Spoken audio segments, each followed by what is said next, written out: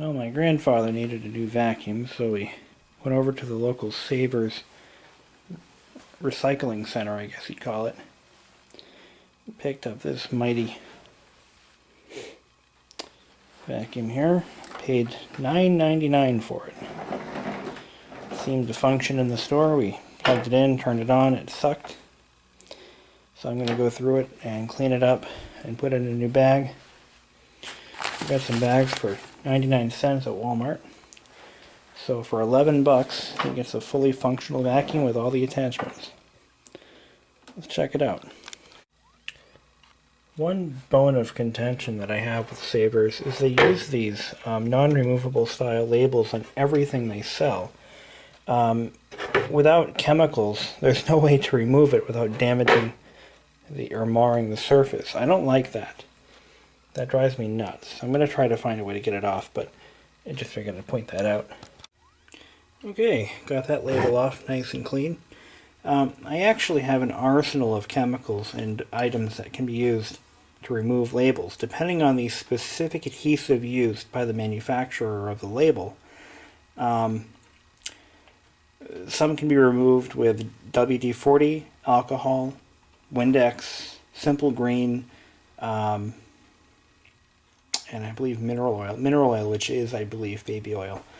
One of those will work. In this case, it was the Simple Green that worked the best. So, cut it off, cleaned up the whole cover, looks brand new again. Now we turn our attention to the rest of the vacuum body. I'm going to actually take the bottom plate off, check out the belt, make sure that's okay, and clean up the beater bar. Okay, so we got the top cover removed. I can go look at the rest of the vacuum structure. I've got the beater bar out. It looks in pretty good shape. Got some stuff stuck to it though. We'll clean that off. Clean the top cover. Pretty disgusting looking. And I found some dust that was clogging one of the motor's intake ports for cooling, right where the light bulb is. So I removed all that dust that was built up. Should be okay though. So I'm taking the side cover off the motor here just to check out the impeller, make sure there's nothing really wrong with it. No cracks or chewing or anything. It looks pretty good. Not perfect, but you know, for $15. I'm sorry, $11. What do you expect? Okay, I've got the motor out of its shell completely now. We'll take a good look at the bearings and make sure they're okay. And they appear to be perfect. No knocking or anything. This is the first bearing that will usually go because the other one is pretty well sealed in there. So it's pretty safe to assume that the motor is in overall good health and has many years left to it. So I'm going to start cleaning up all the rest of the plastic parts, reassemble it. Now, just FYI, the total time in doing this was probably 10 minutes or so. They're very easy to take apart. So, an often overlooked piece of vacuum maintenance is these beater bar bearings, which on this particular model can be removed and repacked with grease. And that's what I'm doing. Most people never do this, and the beater bars just get louder and louder and louder. So we're going to eventually, well, completely eliminate that problem by doing this, hopefully. I have a true story about lubricating these beater bars. When I was in the United States Air Force, yes, I was actually in the Air Force for a period of 3 months. Long story, I was injured in training. Anyway, while I was in medical hold on Lackland Air Force Base as a basic trainee, we had to vacuum the floors because medical hold dorms have carpeting in them. No other dorms do. They're all for standard basic military training. Well, anyway, we had a vacuum, nothing like this one. It was like a commercial style vacuum. And it had a very similar style beater bar. And what was happening was, as I was vacuuming the floors, that was my detail for that particular week, the beater bar kept seizing up on me. It would constantly freeze up, and I burnt through like 2 belts. Well, as a basic trainee, you don't really have access to greases and oils and other things. And we didn't have another vacuum to use. So I took the beater bar apart, and I tried several different lubricants, or what we had access to lubricate it. I tried, as far as I know, I tried liquid soap. I tried hair gel. I tried, I'm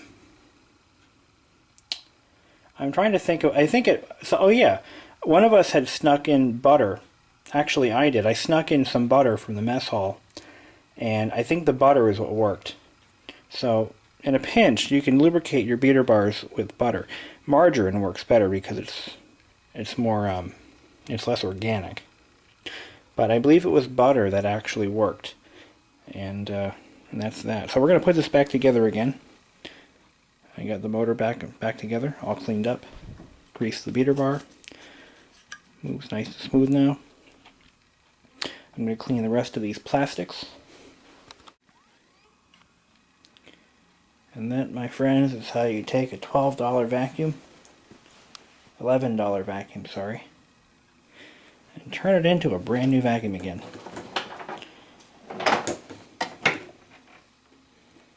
Nice new bag. Cleaned, lubricated, greased, ready for action. Let's see how she runs. I think that's off down there, so plug it in.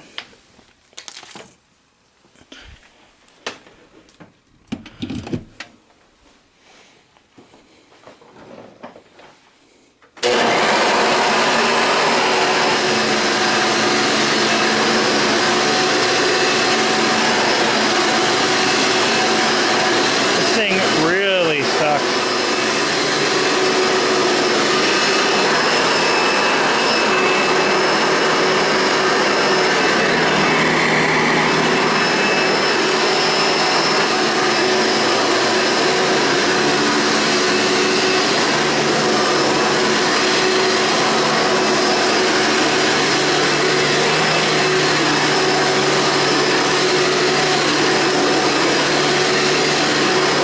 Actually pulling right to the floor. Amazing.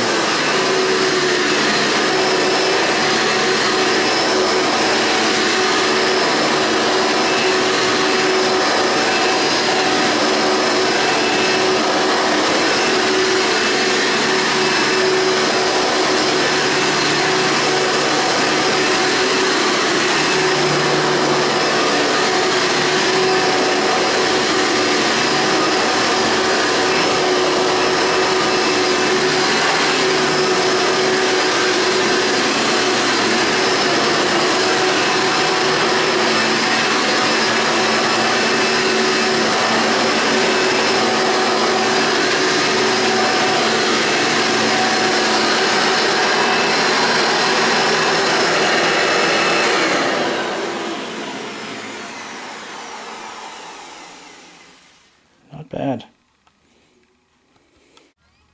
Well, I decided to give my grandfather the new fancy vacuum that I bought last year, and I'm going to keep this one.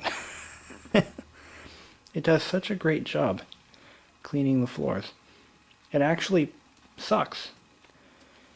Much, much better than the one I had. So, pretty cool. See if we got this cleaning tools port here. This is where you plug in your vacuum hose. I like that feature. That's nice. My parents actually had this exact same, well, no. They had a different model of this, the Hoover Preferred model. And I believe the only difference between this one and that one, actually I don't think there was a difference, but it was a darker shade of red. And they bought it back in 1997, I believe. Yeah, about that, 97 or so. And it was the Hoover Preferred model, but it had all the same features. It looked very similar to this one. But it just, I think it had a bigger or a higher powered motor, maybe a 16 amp or something. But anyway, this is a very nice vacuum for the $11 he paid for it. And that'll be the conclusion of this video. I gotta vacuum my house now. Until then. Okay, looks like we're getting our very first, I guess you could call it, snowstorm of 2010. Well, for the season. It's more of a freezing rain though. It definitely is frozen though. It is cold. It's around this time of year that I started my Honda scooter project, which is since no longer has been sold. But here we have it. It's first snow of 2010. It's more of a ice storm. But there is a little bit of accumulation on the deck, you can see. Little white spots. Those are ice crystals. And it is pretty cold out. I'm glad I did the brake job in my car yesterday. Otherwise I'd be doing it in this. Oh my god.